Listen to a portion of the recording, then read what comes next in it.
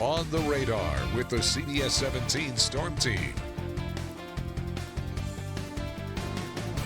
And welcome back to On the Radar. I'm meteorologist Rachel Dunsing, joined by a new face. This is meteorologist Ross Whitley, our newest member of the CBS 17 Storm Team. We're going to spend some time chatting about you and your experience. You came to us from Panama City, Florida. You're a North Carolina guy. I am. But you are back home in the Tar Heel State after spending a number of years in the Sunshine State, Ross. So welcome, and tell new viewers to On the Radar a little bit more about yourself. Yeah, I'm happy to be here. I started my career in Eastern Kentucky, so any of those transplants from Kentucky, welcome. If you remember me from there, then you're very lucky to have been there, because I was only there for about a year.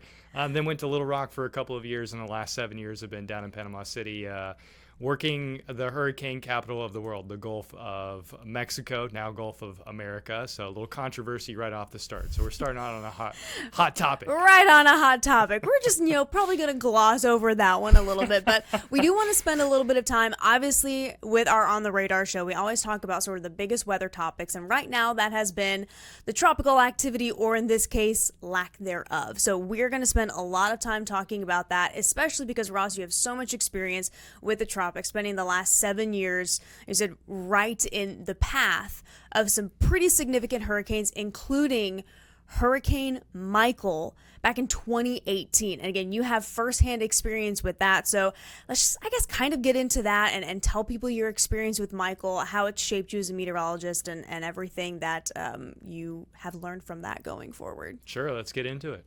Alrighty, so tell us what we're looking at right here. Right off the bat, this is probably one of the coolest photos that I have, and this is inside the clear eye. Wow. So when we're talking about the stadium effect from hurricanes, when you're looking through the eye and up, that is exactly what you're looking at. That is the cloud around the eye wall itself, and that is the sunshine shining through the clear eye of Hurricane Michael. That picture was taken in Callaway, down in the Panhandle, in Bay County. So this was shortly after landfall there.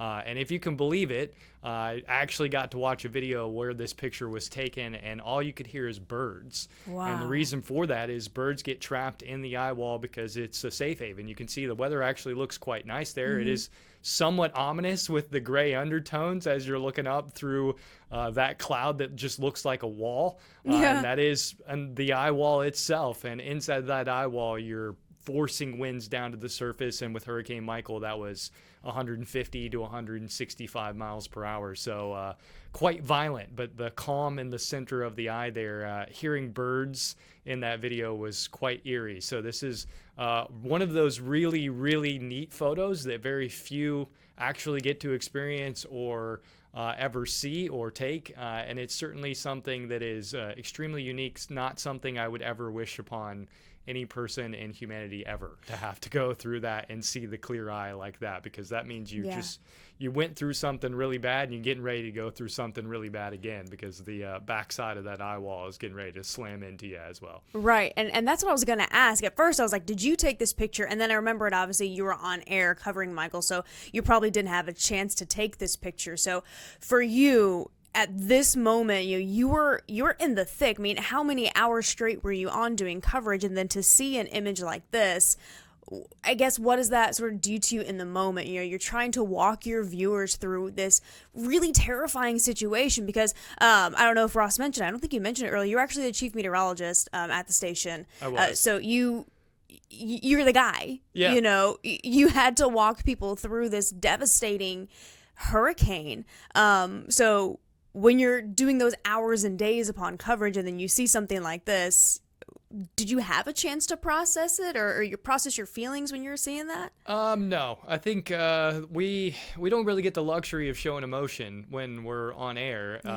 We're supposed to stay calm. Mm-hmm. We're supposed to be displaying that calm through ourselves and to the viewerships that are out there, because by this point in time, when you reach this point in the storm, you're in the thick of it. There is no escaping it from any point of view, from the person on air to the person that's actually going through it.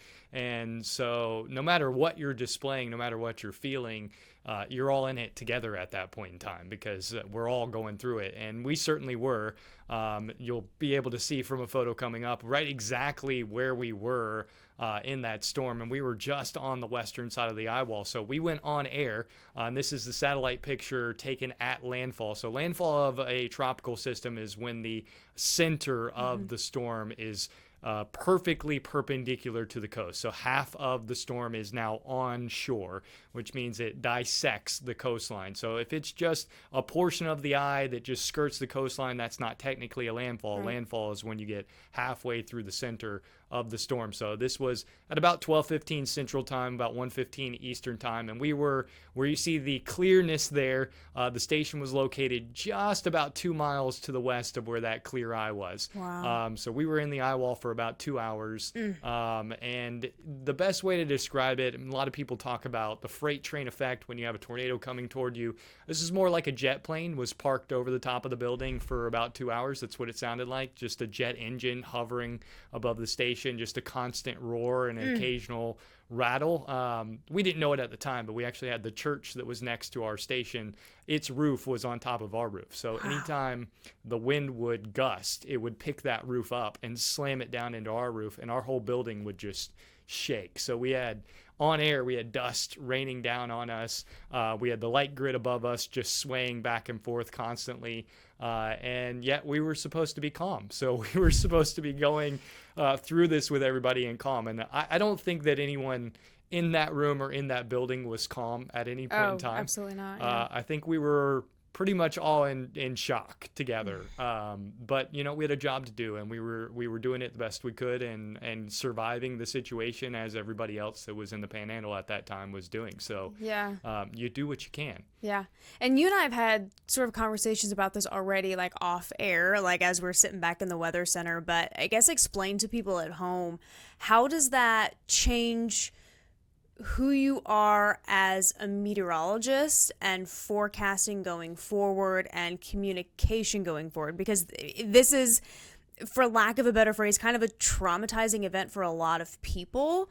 And especially, like you said, you have to be cool, you have to be calm, you can't panic or show a lot of emotion. So how does that change how you approach weather and forecasting and communication and just being a meteorologist after this? Sure. It put into scope the importance of communication, how timely things need to be done, what needs to be said, and how it needs to be said. There's two reactions to every situation. There's an underreaction and an overreaction. I guess you could throw a third in there, which is the rational decision. And that's hopefully where people land. So as communicators, and that's what our job mostly is that we're taking something that we know based off of our education and experience, and we're communicating it to the public. And if we do our job well, then the public is able to make a rational decision based on their situation, because every situation and every storm is going to be different. Yep. And this put that into perspective. People that were going through the center of this storm had a far more dramatic and worse experience than people that were just 30 miles away from the center. And you change the storm, you change the just the angle of the approach, and you have a completely different outcome for a completely different number of people. So that put into perspective for us just what we need to say, when we need to say it, and how we need to say it, and how that leads to a better decision from the opposite standpoint. Because from a meteorology perspective, a storm like this is I don't want to say it's a cool thing, but it's somewhat exciting, because this is something we've been studying and looking at and wanting to at least be a part of, not maybe experience so personally as I did, but at least, understanding that situation. And we really take the brunt of the burden there, where we know what's going to happen. And in this case, we were using messaging about 4 or 5 hours before the storm, and we knew it was going to be a high-end Category 4, close to a Category 5. We were really taking that messaging like, hey, if you haven't left, leave now, because this is going to be a situation where poorly built homes are going to be destroyed, well-built homes are going to be damaged, and the area is going to be unrecognizable. And for anyone that hasn't gone through that kind of event, that's hard to fathom. It's hard to comprehend coming back to a street that you grew up on and not knowing where to turn. And that's exactly what happened with this storm, is that that's going to be the outcome when a storm like this is approaching, and trying to convey that to people so that they can make the best decision. This put that into perspective really well. So for me, it kind of changed how we message and how I need to forecast. And especially with tropical systems, it kind of kicked me into overdrive for being a little hyper vigilant as far as knowing what's going on, learning as much as I could about the tropics, and then understanding how to forecast the tropics. And then even better, I think, just understanding how to communicate the tropics, because there is a big cultural shift that's happening currently. Yeah. And that is in the communication realm. And I think it's because of things like this. There's, you know, a digital push out there where people are wanting attention and they're wanting to get information out there. And I think for the most part, people are doing it for the right reasons. I don't think that you have a whole lot of people that are out there that are doing things that are for sinister reasons. I think for the most part, it is just about attention, and it's about getting that information out. But if you haven't gone through something like this, if you're talking to people that have gone through something like this, it's going to land completely differently than somebody that, say, you know, been in central Missouri their entire life and maybe hasn't had a disaster, or, you know, Southern California and maybe hasn't been through a disaster. Like it depends on the public that you're actually talking to, how information is going to land. And for me, it definitely changed my perspective, especially as far as weather goes. And that's pretty obvious in these pictures. That 3D photo is really cool. I do have to give a little hat tip to Evan, who created that for me and sent that out. We may end up talking more about him in some other episode because he created fall.com. So nice. he's a go-getter. So love it. Yeah, we'll probably come back to him. So at some sure. point in time. But yeah, Hurricane Michael, certainly perspective changing for anybody that went through it, not just people that had to cover it on air. If you lived through a situation like that, I mean, around here, it's probably Isabel, Fran, Floyd. And then, you know, in central North Carolina, going toward the Piedmont rather, you have Hugo. So everybody goes back to storm of record. Learned that during Hurricane Michael too. Before Hurricane Michael down there, it was Opal. That's what everybody talked about was, well, I went through Opal, I'll be fine. And it's like, okay, Opal made landfall 100 miles to the west. Like this is not going to be Opal, you know, and if it wasn't Opal, it was Eloise, which was in 1975. So you have a storm of record everywhere. Western North Carolina, for a long time, it's going to be Hurricane Helene that happened last year. Any significant event that you go through, that's the last event of memory, and everybody wants to compare the next event to that event. And that's really the opposite reaction of what we were talking about earlier, which is the underreaction, the complacency, where it hasn't happened yet and you don't think it's going to happen. And then on the opposite side is the overreaction. It already happened, and now we're comparing everything to a crisis event that happened. So recency bias is a real thing on both ends of the spectrum, whether it's, well, it hasn't happened yet, there's no way it could possibly happen, or we managed to miss it last time, we'll be fine. But also, like you said, on the other end of the spectrum, oh my gosh, Michael just happened. What if it happens again? It could totally happen again. And it kind of creates a little bit of, I don't want to say panic, but it creates something in people's minds, especially those who have gone through. And of course, you know that firsthand. But let's talk about some of the devastation here that we are seeing in a lot of the pictures. I believe you took a lot of these photos, or it was from the coverage that you had. So tell people what they're seeing here. Obviously, they can see kind of what's going on, but, you know, give us a little bit more perspective. These are all my personal photos. So everything you see from here out, they're pictures that I took. These are high tension wire lines. So if you've never seen these, you've seen them probably on the highway or longer stretches. What's mind-boggling here is that the pieces of metal are maybe 2 inches wide. Their wind needs surface area to affect it. When it's grabbing a tree, a pine tree, especially, pine trees are top heavy. So you have the wind hitting that pine tree, it bends it, a gust hits it, and it snaps. Right? With a high-tension power line, there's no surface area to touch. So to do something like that, where you have miles and miles of just metal bent all the way down to the ground, that is significant wind hitting that all simultaneously to be able to grab enough force to push that down.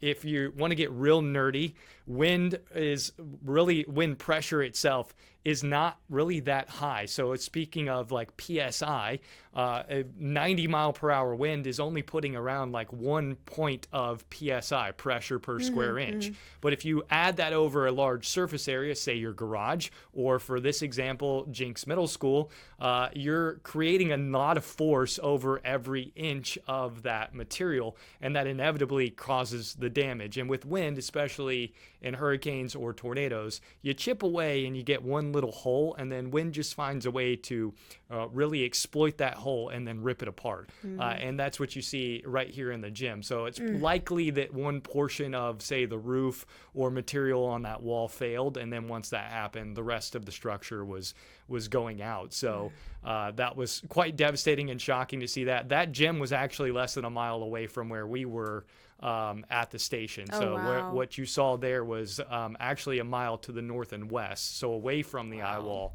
from where we were at the station. And this picture is from Mexico Beach, and you can see that's just slabs on the ground there. Mexico Beach was pretty much wiped off the face of the earth. So thankfully, with the majority of people in Mexico Beach actually left the morning before the storm arrived.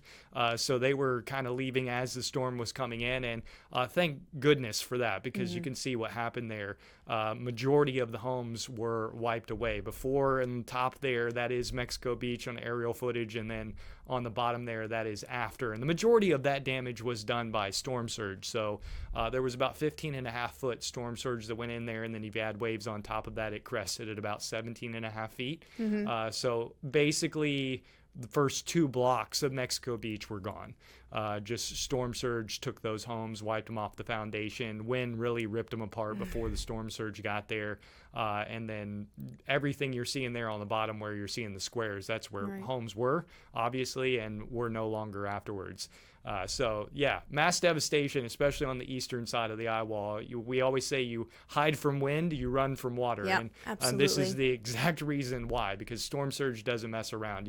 There's no escaping storm surge. Once the water's there, it's not going anywhere until the wind changes direction. Yeah, and we have some video from CBS as well, and you can just see, again, that just awful devastation with as the winds and everything was going through. But as you mentioned, a lot of that was due to storm surge. A lot of the absolute, especially there, I mean, right along the water. And of course, you have firsthand experience with this. You can probably tell us exactly where that was. But yeah, that's all Mexico Beach right there. Yeah, the footage was probably from Tyndall Air Force Base, which is where this was registered as a Category 5. Tyndall actually measured 130 mile per hour wind gusts before the anemometer broke. That's a instrument that measures wind. If you don't know, anemometers are rated to 130 miles per hour. The reason they're only rated to 130 instead of higher, considering we have hurricanes that produce wind gusts, is because at 130 miles per hour, you have bigger issues than measuring the wind, because you're certainly not flying a plane at 130 mile per hour wind gusts. And that's all anemometers are really around for, is you put them around airports and at ASOS stations so that you can safely measure the wind, so that you can land a plane or take off a plane safely. And the Air Force Base there, I think a piece of debris hit the anemometer and broke it at that point in time. But it is also the place that registered the minimum pressure at 919 millibars. Wow. And for reference, Hurricane Andrew, which is one of the other Category 5s to make landfall, made landfall at 927. So this was several millibars lower than Hurricane Andrew. I actually have a picture of that cell phone tower there. And that is, that's the train on 231. So that's just north of the station. The only other time I've ever seen footage of a train flipped off of the tracks was the Labor Day hurricane. And you and I were talking about that a couple of days ago.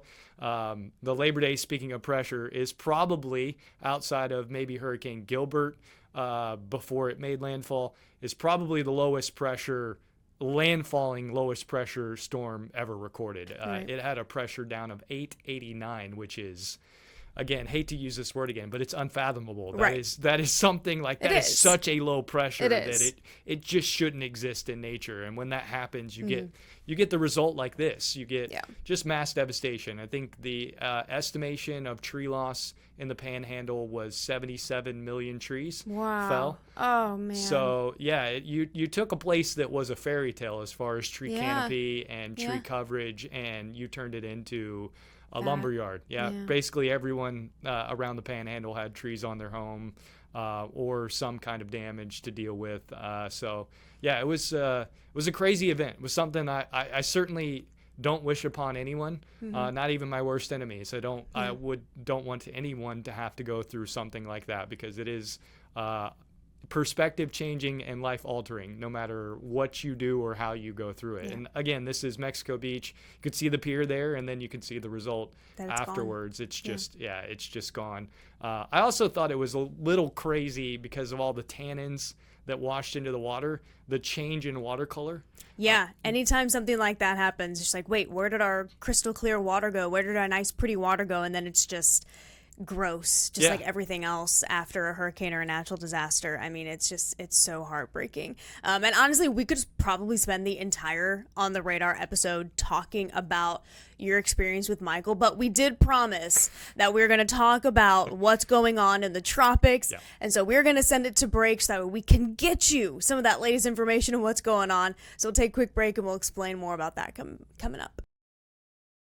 On the Radar with the CBS 17 Storm Team. Welcome back to On the Radar. Rachel and Ross here with you. Again, Ross Whitley, our newest meteorologist on the CBS 17 Storm Team. Very knowledgeable in tropical weather, which is why we just spent the last 20 minutes talking about Hurricane Michael and all of that. But obviously we want to use his tropical knowledge and talk about what's going on in the tropics and why we haven't really had anything since Aaron. I know we had Fernan and all of that, but hasn't been a lot happening, Ross. So I guess just go ahead and get into what has been kind of, I don't want to say an abnormal season, but it's been kind of abnormal. Yeah, it's been strange for sure, especially considering our preseason numbers and our preseason outlook, especially with the warmer water out there and how everything was setting up. We've had the onset of La Nina that has happened as well, which typically reduces wind shear across the Atlantic. And whenever that happens, we usually see a higher number of storms. However, this year, storms have all been close to home for the most part. That's the storms that have actually impacted the U.S. Everything else that has developed has stayed well away from home. And that, of course, that was Barry. And then, intimately Chantal, because that impacted this area. The two actual impacting systems in the U.S. have come close to home. And the reason for a lot of lack of activity across the Atlantic, at least thus far, is vertical wind shear.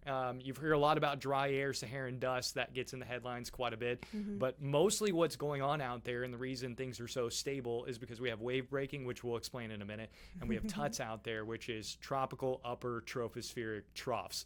That is a tongue twister if I That's why we call it TUTS. Yeah, we're tutting it up because we don't want to say the full explanation that of takes like 30 seconds of our 3 minutes. That's it. So, yeah. So we just go TUTS and then we move on. And everyone's like, what are you talking about? But that's exactly what's going on out there. And the rest of the systems have been mostly subtropical, and not in the term of their actual structure, but as where they have been in the subtropics. That's the mid-latitudes or greater. And a look at the preseason numbers, you can see right here, it was predicted to be at average or even slightly above average. The average being 14 named storms. We've only had 6 so far. Hurricanes, we've only had 1 so far. And major hurricanes, potentially up to 3 or even 4 or 5 out of some of the outlooks. And I think at this point in time in the season, we still have a long way to go. But at this point in time of the season, I think we're throwing above average out the window. I think we're at best going to get to the average based on what is going on out there, which by no means is a bad thing. For everybody out there, we are absolutely rooting for this to be a below average season or average if that is the height of the activity that we're going to get. And you can see all the tropical tracks that have happened out there so far. Aaron being the big storm. You guys did a lot of coverage on Aaron. That happened just before I got here, so I didn't get into that coverage. Rachel got to get up close and personal out on the Outer Banks. Not jealous at all that you got to take a little trip to the Outer Banks, albeit it's not like it was a vacation because there were a lot of wind and waves out there. But as far as hurricane coverage goes, that's about as good as it can get because that's just waves and sunshine. I always said that's the driest I think I've ever been during hurricane coverage because we were on the quote-unquote better side of the storm where there's a little less rain, not quite as bad as storm surge, although obviously the surge was bad enough to shut down NC-12 and we had to book it off of Rodanthe. Otherwise, we're going to be stuck on Rodanthe. But yeah, I packed all of these socks, and I had sort of something on social media that everyone was, I don't want to say it went viral, but everyone was commenting on it. It's because I basically threw my entire sock drawer into my suitcase. Nice. And I didn't even need that many socks. Yeah, well. So, but you know, like, You I'd can rather be never have prepared. enough socks. You need dry feet while you're out there. There's nothing yeah. worse than wet feet and then standing For like there hours for of coverage. hours on end. You're No. just, you feel terrible after that point. So as we mentioned, we have had 6 named storms, only 1 hurricane, and it was a big hurricane. It was a category 5. Fortunately, kind of out in the open Atlantic, the open water, so it didn't really impact anyone as a category 5. But, you know, those sorts of storms, they still have a lot of energy, and that's how we had so many of the wave issues, especially along the Outer Banks as well. Yeah, that's true. And speaking of energy, this is what we use to measure actually an active season or inactive season. A lot of people will say names, but it's actually accumulated cyclone energy. And that incorporates a lot of things. It incorporates how long a storm is out there, how much energy it is using based on wind speed, strength, and how long it is that strong. It really doesn't incorporate impacts to people or land masses or anything like that. This is just specifically talking about the storm. And you can see how just odd, I think is the right word here, this year has been thus far. We basically have 5 storms that did nothing and had no energy and did absolutely nothing as far as the systems go. And then you have 1 storm that's been kind of astronomical as far as ACE goes, which has just been an absolute monster. It's really accounted for all of this season's energy at 32.2. And of course, it was a category 5, which does draw similarities to other seasons that are close to what we have seen so far this year. But 32.2 accounts for majority of the 39 of the amount of accumulated energy we have. And so far this year, we should be about 60. So we're just less than, or we're just over half of where we should be. Now, there's still time to catch up. And obviously, if we have 3 or 4 major hurricanes toward the end of the season here, then we'll catch up to that, maybe even surpass the ACE and end up at average or above average. So ACE is really a good statistic as far as measuring how active or inactive the storm was, because we have 30 storms and they're all tropical systems or weak depressions. They're going to account for no energy. That's not really an active. That's not really an active year. That's pretty inactive. It's just we had a lot of named storms. If you have 4 or 5 major hurricanes, that's an active year because you're going to eat up a lot of that energy. And even though we've gone past peak here, we still have about 60% of the season left to go. We go until November 30th. The majority of activity does happen between August 20th and October 20th. So we're still talking about the chance of activity to really increase, and we've got a wave out there right now. Yeah, up to around 40% over the next week. And we should mention that we are filming this on Friday, September 12th, early afternoon. So depending on when you watch this, this might change a little bit, but odds have started increasing gradually over the past few days. But again, we're not really expecting a lot of development until really the next week or so. And again, a big part of that, we are quickly running out of time, but we promised we wanted to explain kind of what was going on. So Ross, if you can do it in like 40 seconds. I know it's a challenge for meteorologists. Wow. Okay, yeah, no, we got it. All right, we got a big upper level low there. The brown dash line is where our trough axis is. And then the frontal boundary there is basically an uber stationary front that's been there all summer long. Let's go to the next graphic. We're going to crank right on through this. So the reason for the inactive season, strong subtropical ridge, which means we're suppressing the monsoon trough. We're keeping a lot of those waves coming off of Africa from being able to develop. Let's go to the next one. And of course, we're talking about the Tut. What is the Tut? We've already talked about where it is. It's way up in the upper atmosphere. And basically what happens is you get these pieces of energy to go across the Atlantic. They develop an inverted trough up in the atmosphere, and that helps to suppress activity even more. So you combine that with a strong subtropical ridge, and you're already reducing activity. Go to the next graphic, and you can see we also have wave breaking going on. And the best way to explain wave breaking, think about the ocean, what we were just talking about with Rachel, waves that are cresting and falling. And what happens with low pressure systems and high pressure systems, once they get distorted, they crash on top of each other. And when that happens, you develop the opposite flow. So you get an upper level low to develop out of that. You get stagnant patterns, and you get stability and dry air to mix down into the tropics. And that is exactly what has happened all year long, and exactly what is going on right now. This looks exactly like 1992, 2013. There's several comp years out there, and all of those years don't have a ton of activity. I will mention 92 did have Andrew late in the season, so there's always the possibility. And this season kind of representing that with Aaron with a Category 5 out there, but thankfully that didn't hit any land. Yeah, thankful for that for sure. That was definitely a little more than 40 seconds, but that's okay. Hopefully they don't get too mad at us for going over our time. We're meteorologists. What more do you want from us? We're going to go over time. That's right. But yeah, so Ross, we're so happy that you're a part of the team, bringing with your experience with tropical weather, with Hurricane Michael, and just your knowledge of tropical weather as well. So of course, check out Ross. He's our weekend evening meteorologist. Check him out every Saturday and Sunday, and also during the week doing more of these great explainers. And he's probably going to join us quite a bit on the radar. So Ross, thanks so much for joining us. Thank you for joining us as well. And we hope you have a fantastic day.